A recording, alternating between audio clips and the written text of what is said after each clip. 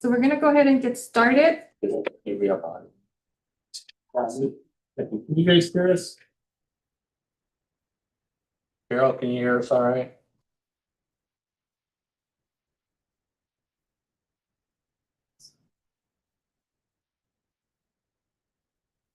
You're on mute, Carol. Apparently you can hear us, so we'll go ahead and get started. We're gonna go ahead and call this meeting to order at 3:02. Can you please get a roll call? I don't think we need a roll call, just Okay. I'm here. acknowledging that we have Directors Barraza and Rodriguez present, and then President Rogers is virtual.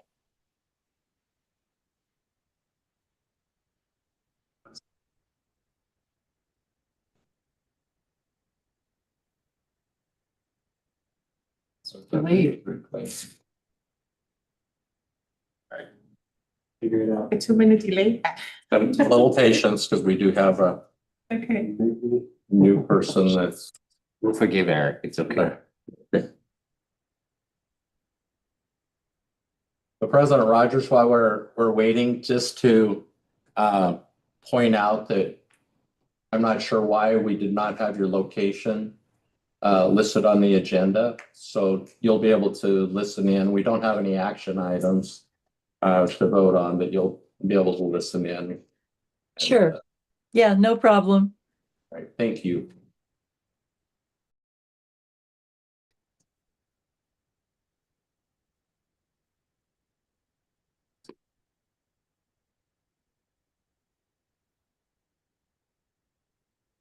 No,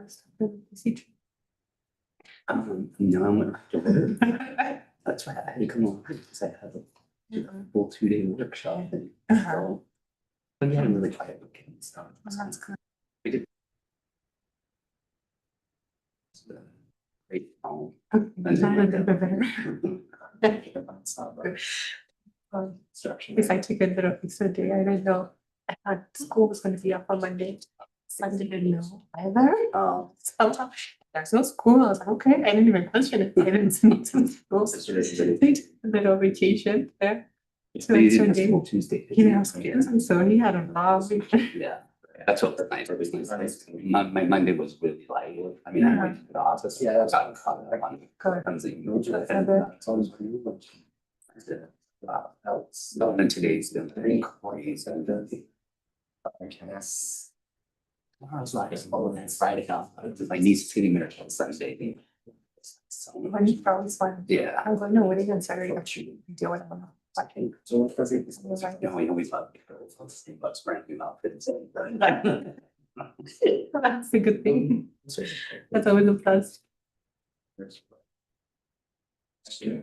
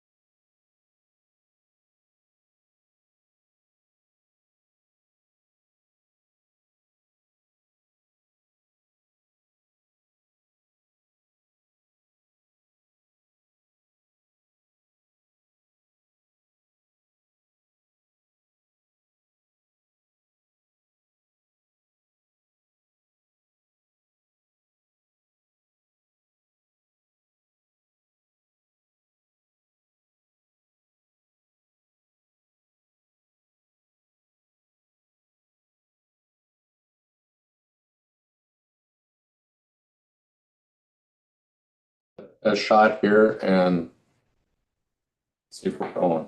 Okay, alrighty, so next item, the approval of the agenda. I'll move approval. I'll second, all those in favor? Aye. Aye, so opposed. Agenda approved. Next item, meeting minutes. Any questions on the minutes? Nope, I'll move approval. I'll second, all those in favor? Aye. Alright, alrighty, now we're gonna go ahead and go with public comments. At this time, comments from the audience may be made on items not listed on the agenda that are of public interest and within the subject matter jurisdiction of the district. The committee has a policy of limiting speakers to not more than 3 minutes. The committee cannot take action on items not listed in the agenda.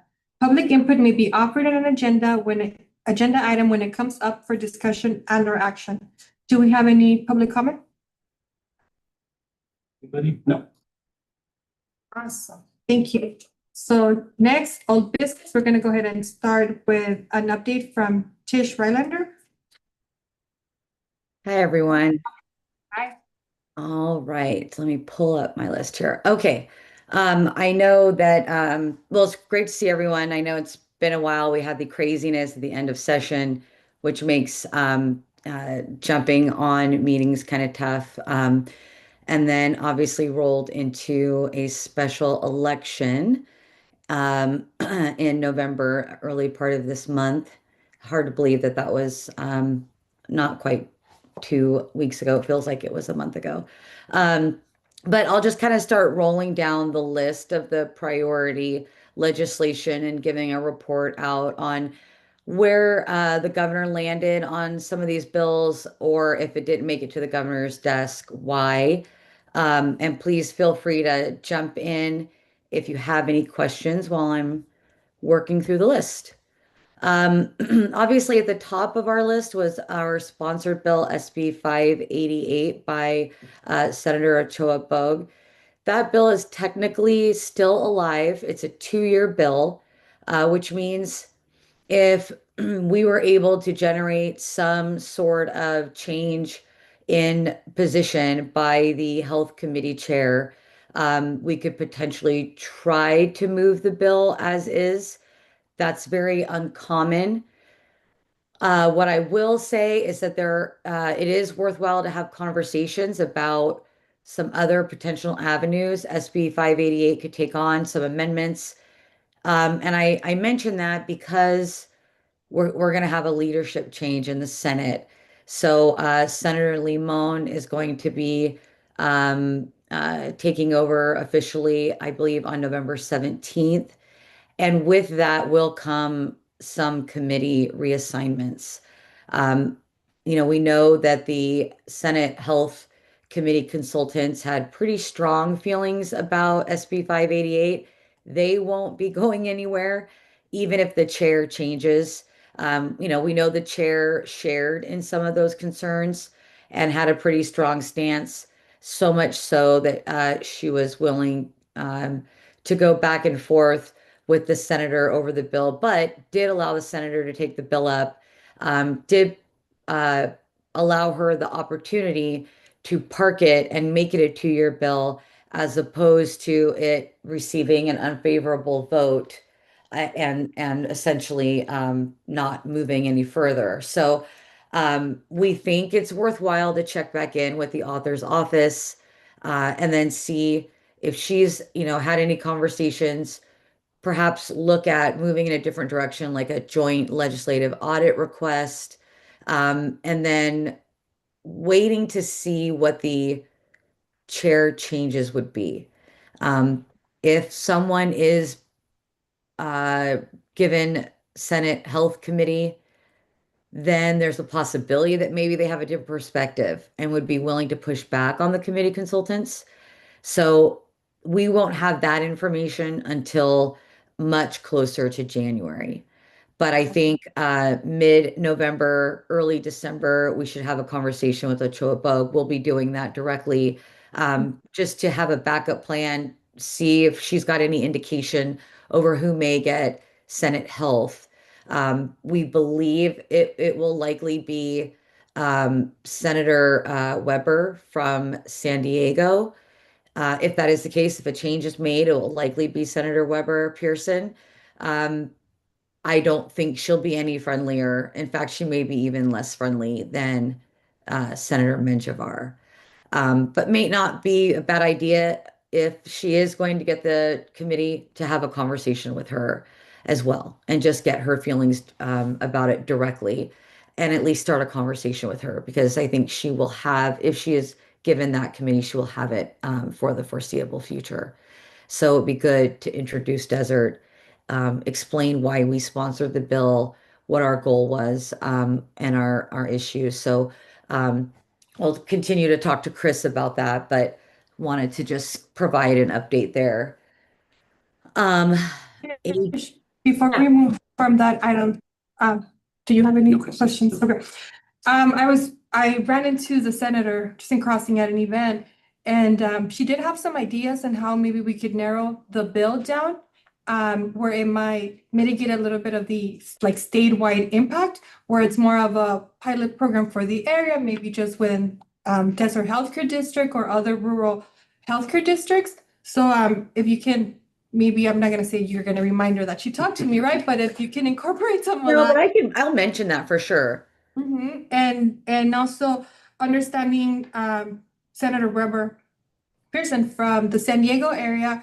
Not too long ago, the Imperial County was going through like some like emergencies with their hospitals. So I know that they were also advocating for the situation in Imperial County to, be controlled or under control because that's going to be an impact within their hospital system. So there might be even that might actually work where there's a connection and she's might be a little bit more familiar to what our area, like desert areas look like.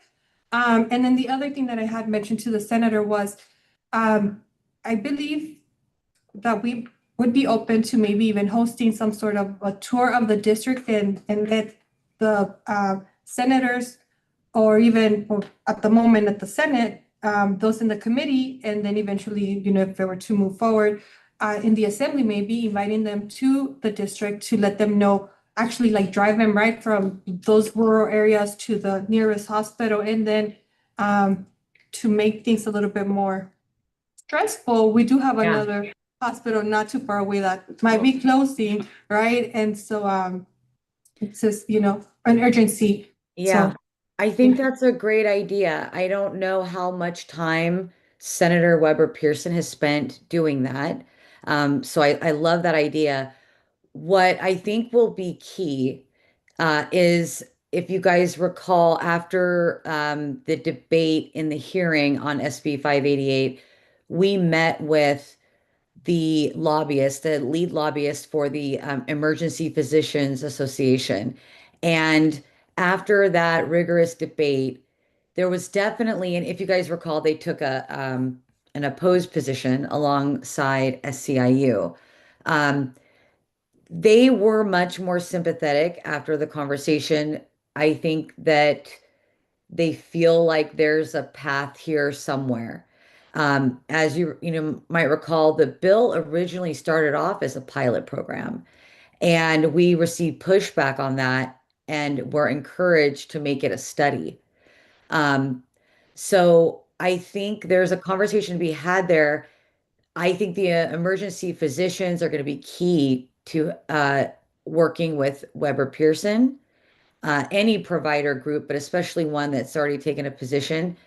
It would be worth considering as part of that conversation with them and how we kind of get to more collaboration and a solution. Maybe we ask them to send someone for the tour as well.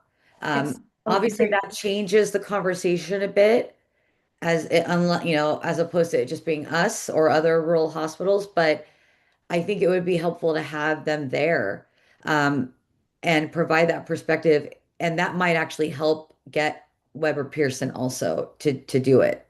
And when I talk about going back to maybe a pilot program, I initially the pilot program was just trying to get a license for the region. But no, I would say keep it as a study bill or but maybe just for the area, not something Not statewide. statewide. Just narrowing Yeah. it. And then I believe that would also bring the cost down, which was Oh, there you go. The constant, which was one of the concerns of race. Alrighty, well, thank you for that update. Yeah, I think even looking at doing two areas, ours and then perhaps a Northern California. Central Valley. I'm Yeah. thinking Yeah. Fresno area. Yeah, I think that would be really good and we can narrow it that way. But yeah, I think that's a great idea. And so these are the questions, these are the ideas we'll kind of go back and forth with the author on. Because if she is able to offer up amendments, then that may change not just the bill's future, but whether or not we could get like the emergency physicians on board. So yes, all on the list and going to be circling back with her office on that. AB 259, Senator or Assemblymember Rubio, she parked that bill, made it a 2-year bill because SB 707 clearly became the lead in this space. So made 259 not needed. SB 707 signed by the governor. And if you look at the packet, it provides a pretty lengthy overview of what the bill does. Happy if anyone needs additional information on that, I'm happy to expand and provide that in writing. But we'll see these changes, but extends the sunset to 2030. So that was the main component. And then did have some late amendments that I've outlined here. And let's see, SB 827. Actually, Tish, if I could interrupt on SB 707 on December 15th, rural California is holding a kind of symposium. It's virtual on what that will mean. In practice. Yeah. Okay, they're doing this, and it's virtual, you said? Yeah. Okay. Who's doing that? Rural of California. Then I can Can you send it? So Okay. Yeah, I think there'll probably be a few different entities doing the same. I think this yeah. is going to be so important that folks are going to need to be walked through. So I'll look to see if there are any others as well, in case folks can't make the rural California version of that. That'd be great. Perfect, thank you. And then that, I think it's July 1st of 26 that we have to be in compliance, like with the agendas and the 20%.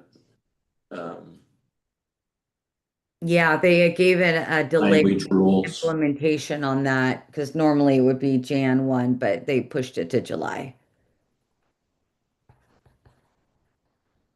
All right. I've got that noted here.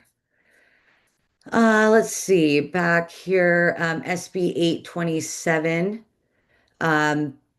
SB 827 was signed by the governor, having to do with local agency officials and training. You can see I've broken down where there were just updates to existing law or where there were brand new requirements.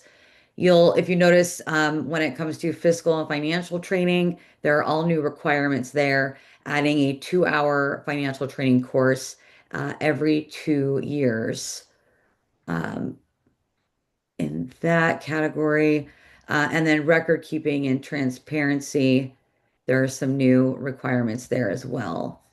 I believe that there is an association that will hold a symposium also similar to what rural California is doing for 707.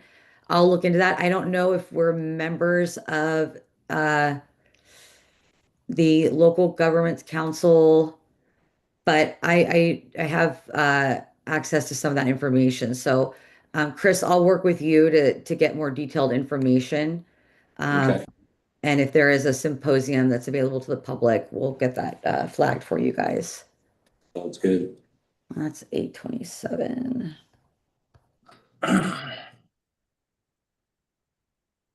All right. And then we get to our first veto, I think maybe our only veto, AB 1400. I know there was a large push to have healthcare districts supporting the bill. Unfortunately, this isn't unusual. I'm not sure why legislators reintroduce a bill in the exact same form or version that it got vetoed in the year before. Um, I've only seen once where the governor has changed his mind from one year to the next. Um, Normally, he requires some substantial changes in order to reconsider his previous position.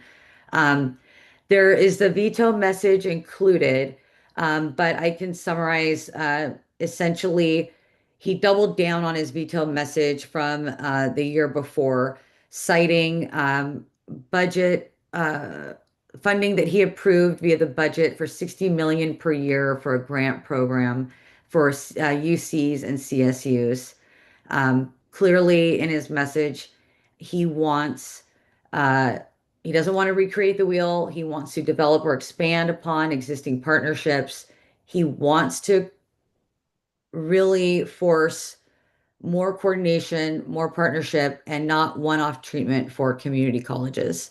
That seems to be the overarching message. He also referenced that in recent years, he granted expanded authority to community colleges and CSUs to offer independent programs, so long as there's no overlap or they don't duplicate degree offerings. He, at this point, it sounds like from his veto message, he does not feel that there is a demonstrated problem that won't be addressed by those two policies. Now, is it possible that after some time and we get some more information back that he would be willing to revisit that? Possibly. But right now, it sounds through his veto message and what we've gathered from some of the associations that were leading the charge that he just could not, he and his staff could not be convinced that the problem needed to be addressed in this way in this year. Any indications from Assemblymember Sorias's team that they might run a similar bill next year or the same one? Okay. Yeah, and I think the organizations, it would more than likely she was in a difficult position with her bill sponsors insisting. I think a second veto is almost like a nail in the coffin.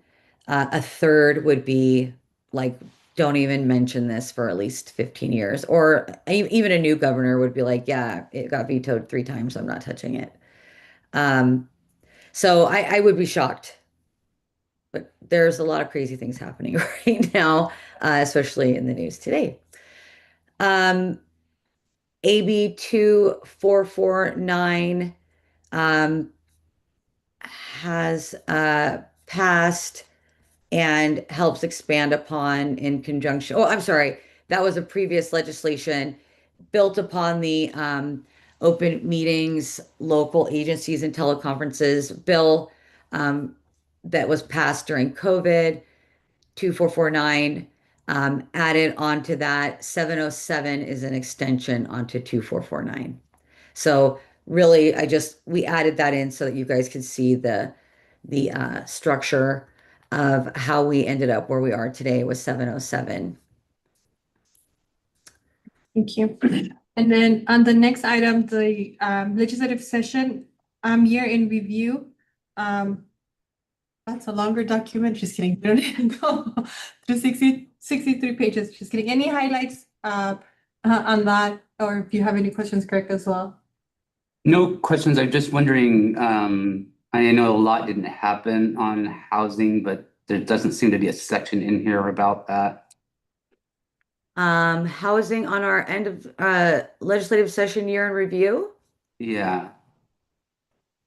That is interesting. I did not notice that. I think most of the housing items were done under the budget. Yeah, okay. And But- I'll read that through. And not, again, not a lot was done, Tish, so I'm not too stressed about it, but Yeah, but you know what? In looking at it too, there really wasn't a lot. I'm happy to get you some housing information. It's not our specialty, but it is. I know someone whose specialty it is. So I'll get you an overview for sure. just because we consider it like as a social determinant of health, so it kind of is pertinent to what we do. Yeah, I think the most um the largest action was the CEQA Yeah, review yeah. items. So but I'll get you an overview for sure.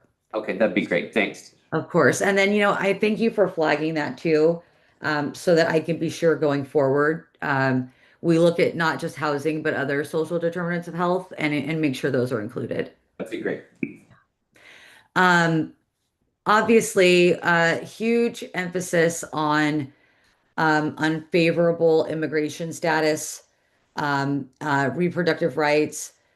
I think everyone was really just trying to hold the line in healthcare this year. Obviously, there were a lot of cuts made, and everyone is still bracing for the impact of HR 1. Um, I think you'll see under healthcare an overview of some items that may not directly impact us, but are worth noting, like AB 1415 by Assemblywoman Bonta, who's also chair of Assembly Health, regarding private equity groups, hedge funds, MSOs, and notification responsibilities on acquisitions and control transfers involving healthcare entities. So that was clearly a high priority for Assemblymember Bonta. It was a high priority for Assemblymember Rob Bonta when he was in office. It's been a priority for him as AG. So it wasn't shocking when she picked up the mantle on that. I do want to look at some of the ballot initiatives to watch, predominantly led by SCIU. Mhm. So at the time that we drafted this overview, there were two, an executive compensation cap for of nonprofit and investor-owned hospital and medical group executives, very specific. And then there was the community clinic spending accountability on FQHCs. And then since this report was drafted, they added a third, which is a wealth tax. The proposed initiative would levy just a one-time 5% tax on approximately 200 billionaires in the state. And estimates are that that one-time tax would generate roughly 100 billion in revenue. And what's that going to be used for? I think it's going to be to offset healthcare costs. But I can get more specific information on that, but the governor has historically opposed any sort of wealth tax. In fact, I think the last one that was on the initiative was Prop 30 that spoke near and dear to an issue, or that spoke to an issue near and dear to his heart, climate change, wildfire mitigation, and he opposed it publicly in conjunction with the California Teachers Association. Mhm. And that was a different structure. It was an ongoing wealth tax. I think the proponents made the mistake of not cutting in public education and actually made it so that it wouldn't be a required we would actually skirt the required constitutional requirement for the tax, like 47% of it to go to schools. But it's very clear that SCIU has decided to pursue this as more of a point of leverage. Mhm. I've already heard that the governor's office is meeting with them to begin negotiations.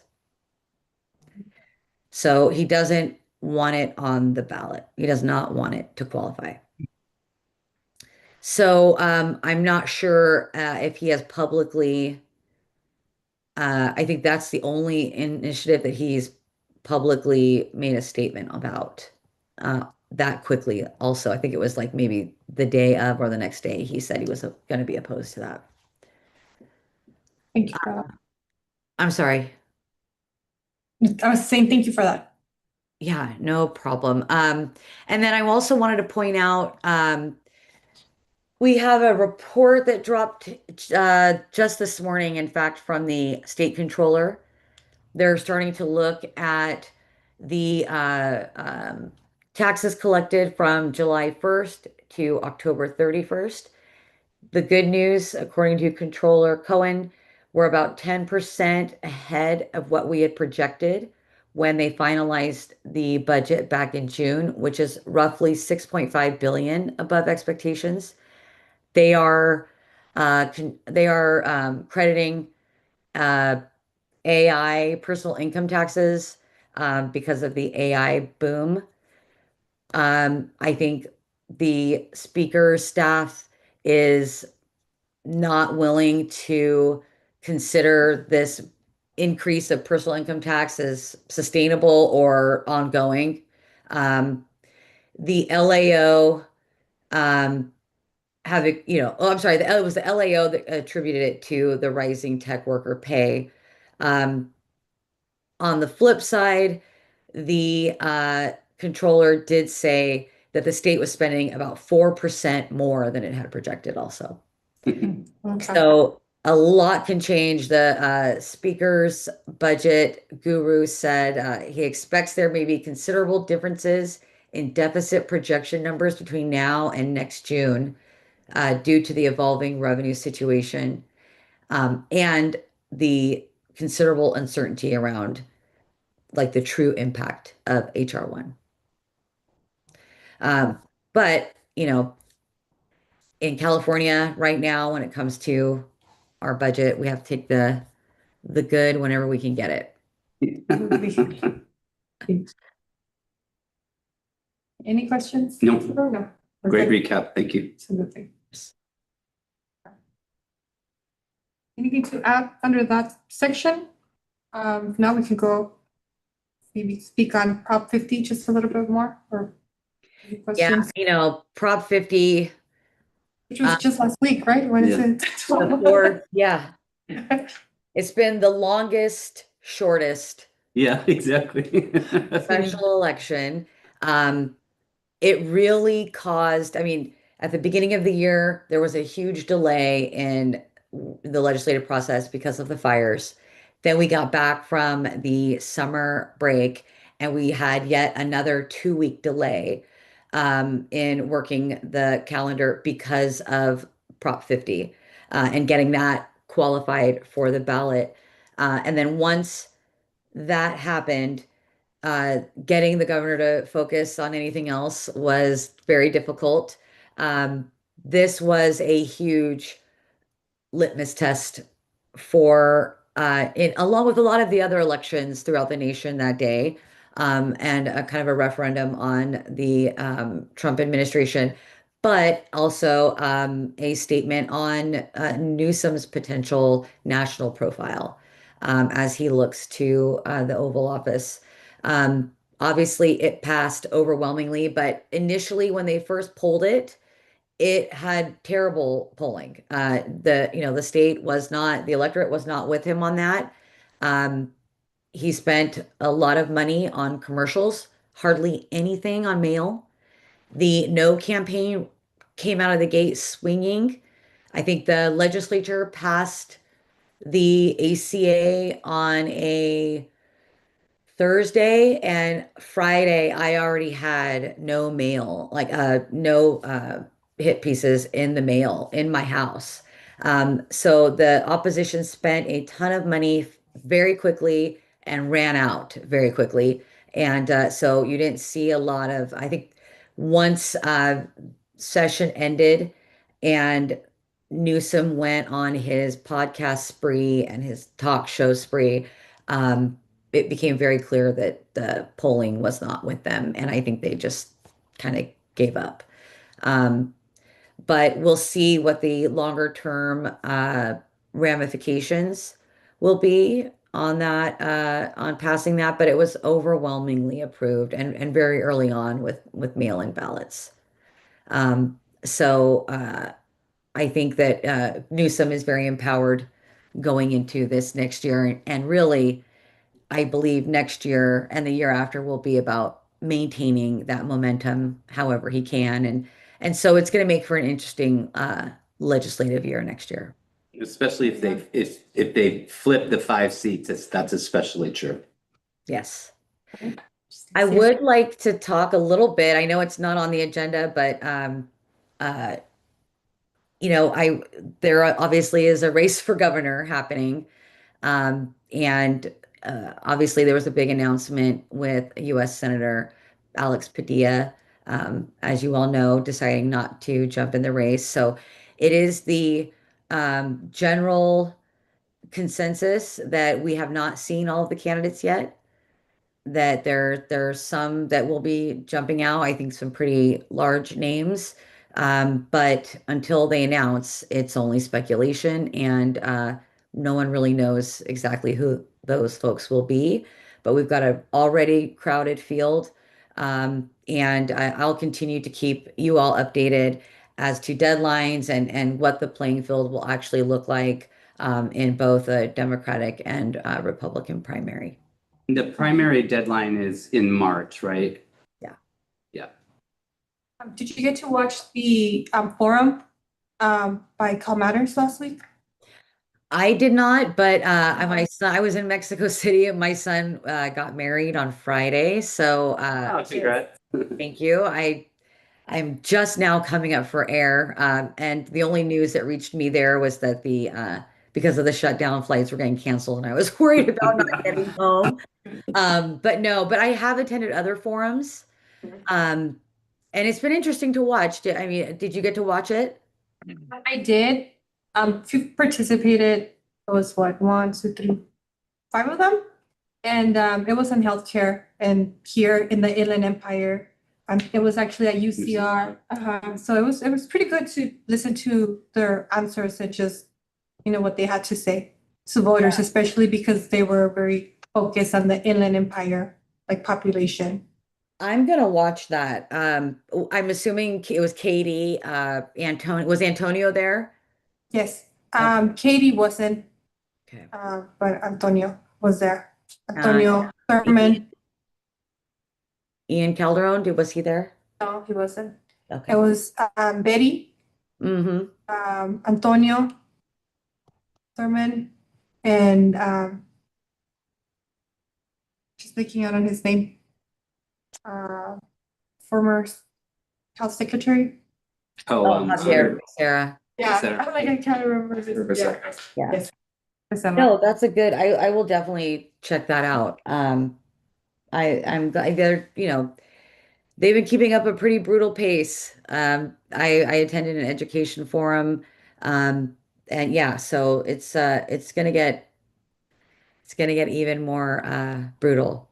Interesting. But, Fun. I love a healthy primary. Here you go. Alrighty, well, before we move to the next item, I'll open up for staff if you have any questions of Tish or anything that you'd like to add. And then we're gonna move on to updates from our legislative offices here in the district. Yep. We're good. Perfect. Thank you, Tish, for the Thanks, Tish. update. Appreciate it. Thank you. Have a good one. Happy Thanksgiving. I know, right? Happy Thanksgiving. Okay, thanks. Alrighty, we are gonna move on. So again, I want to thank those representatives that are joining us here in person and then also via Zoom.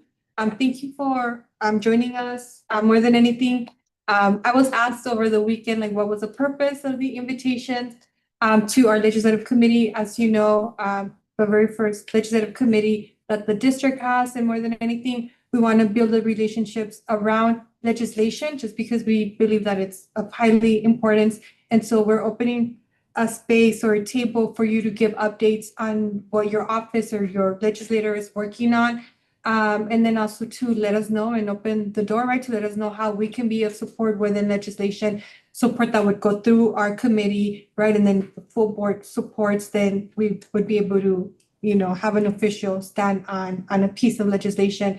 And it's not only on your legislation, but then also if there's any others that your office may not be authoring, but that you believe that would be good for our Coachella Valley, our area, right? So we can go ahead and get started with Armando from Senator Padilla's office, and then we'll go with Felipe and then whomever. I believe there's a few more online, so All the right. floor is yours. Hello, everybody. My name is Armando. I represent State Senator Steve Padilla.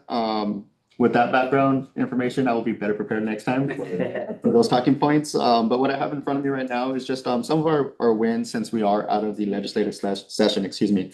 So Senator Padilla did focus a lot on climate bonds, and he was able to bring in a lot of money out to our area. So we were able to get $147 million for the Salton Sea Management Plan, which if any of you attended the Dust Management Summit last week, seems like last month, that's a huge issue. So we were also able to secure $46 million for the cross-border rivers, which is the Tijuana River and the New River out in Imperial County. Both highly polluted rivers. So we're trying to get those cleaned up. May I ask, how is that money coming down? Or how through what department, or how is it coming down? Through Proposition 4, through the California Climate Bond. And along with that, 1.6 for the Salton Sea Conservancy. And then also $3 million for the UCSD Scripps Institute of Oceanography. Say that 5 times fast. For a sewage pathogen prediction model for the river, the TJ River. And then we also have tried to focus on mental health. So one of the primary bills that we had passed was SB 243, which adds safeguards to AR to help underserved minors with safeguards in relationships in relation to AI chatbot. And of course, that came from the minor who unfortunately had his mental issues and unalived himself because of a relationship with the chatbot. So Senator met with parents and everybody. The child was actually out of Florida, so it was a national thing. So we were able to get that one signed as well. And right now, as you mentioned, we're looking for just ways to fill our next year's legislative slot. So if you guys have any issues or concerns or anything you'd like to share, we're open to conversations. Thank you. We love to hear those words. Felipe, or Greg, do you have any questions? Thank you. Thank you for, again, my name is Felipe Ortiz and I represent Assembly Member Greg Wallace. Thank you for allowing me to be here, to the board, to Kimberly, Greg, and staff. We have 4 bills signed by the governor. I'm gonna talk about 2 guys, somewhat healthcare related, not so much, just a little bit. We didn't have like a really big piece of legislation that was like healthcare related per se, but we had 2 bills that are kind of some similar, related. We do have AB 1476 meal program senior citizens that was signed by the governor in October 3rd, 2025, which updates the California Seniors Nutrition Program under the California Department of Aging to reflect modern meal delivery options for other adults. This bill streamlines California senior meal programs by allowing to-go and virtual meal options, increasing flexibility for seniors who can attend in person while maintaining access to nutritious meals and community connections. This bill was in conjunction with the city of Cali Mesa up in the Pass area. So he was very excited for it because they reached out to us when he first got elected, and then we tried to submit it last cycle. That didn't go through, but we submitted again this year, and it was finally signed by the governor. So he was very excited. The Assemblyman was very excited about this bill. Another one that I want to touch base is AB 1293. Workers' Compensation Qualified Medical Evaluators. It was also signed by the governor on October 3rd. This bill directs the Division of Workers' Compensation to create standardized forms to make that workers' compensation medical evaluation process more consistent and transparent. It requires the administrative director to develop a template qualified medical evaluator, QME, report form that includes all legal and regulatory requirements for medical legal evaluations. It also creates a medical evaluation request form to standardize how parties communicate with the panel, QME, before an evaluation and ensures that these tools are publicly available and regulations implemented them are adopted no later than January 1st, 2027.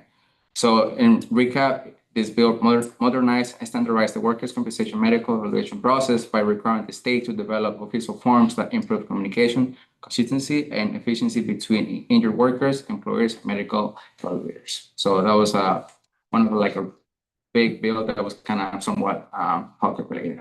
That's really good having that like background working on cases, and if you guys get to work on cases, you know that those are one of the most complicated ones, and I mean just because of the nature, right, of what like worker compensation cases are, but yeah, good. Yeah, and then like Armando mentioned, we also we are in the process of getting our bills ready for next year. So if you guys have any ideas or anything that you guys would like to talk to us about, he's more than welcome to. He's more than happy to like have a meeting with you guys and discuss this. Good, awesome. I think that's really important. I think that's one of the emphasis of like having a legislative committee is because coming from a legislative background, I understand the importance of having those on the ground.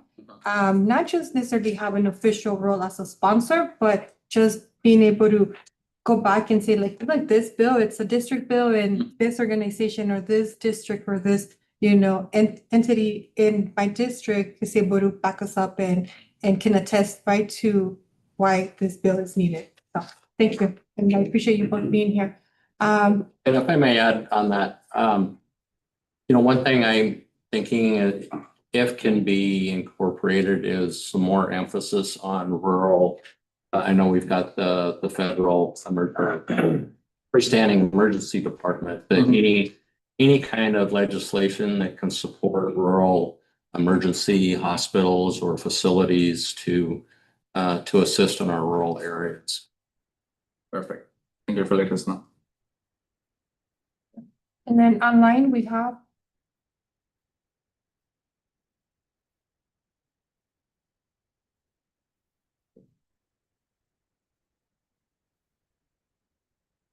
Ashley, can you hear us?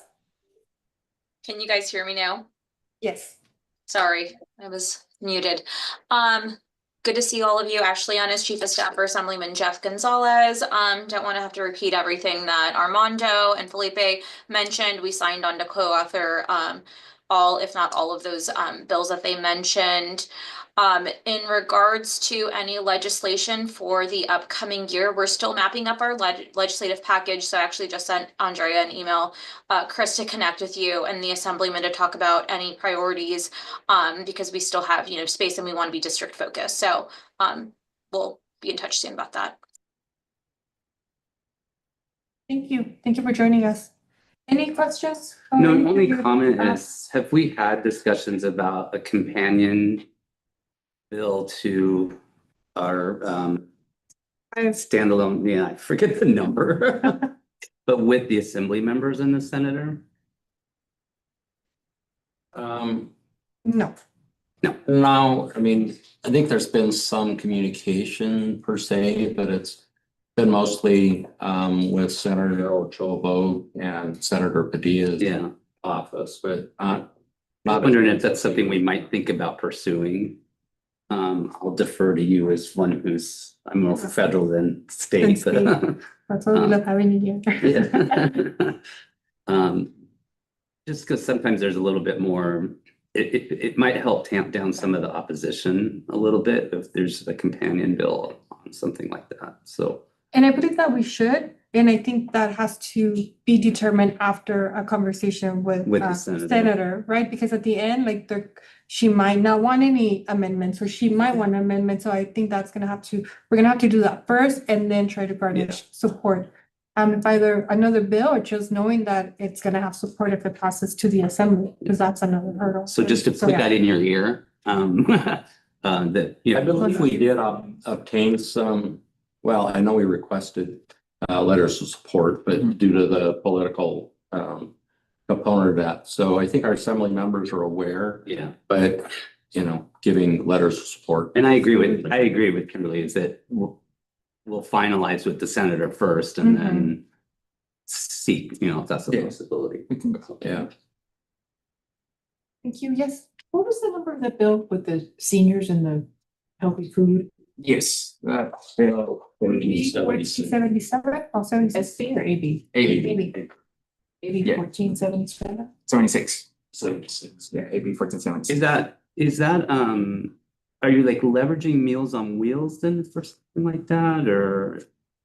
My understanding of the bill is that before seniors couldn't get like to go, like if they go to a center, like a senior center, that they offer, like Meals on Wheels kind of thing, like a program like that. Or food Yeah, distribution? Yeah, they couldn't take it to go, so they have to be kind of like present, like for the entire thing. So if they had like a medical appointment or they had something else, they couldn't get that meal. They had to kind of dine in right there. Yeah, so that would be like Mizell when they serve their lunches and people not being allowed. So, and then they couldn't, the centers couldn't do it because it was a state law that they didn't like allow that Yeah. to happen. So this bill fixes that. Okay, that's a great bill.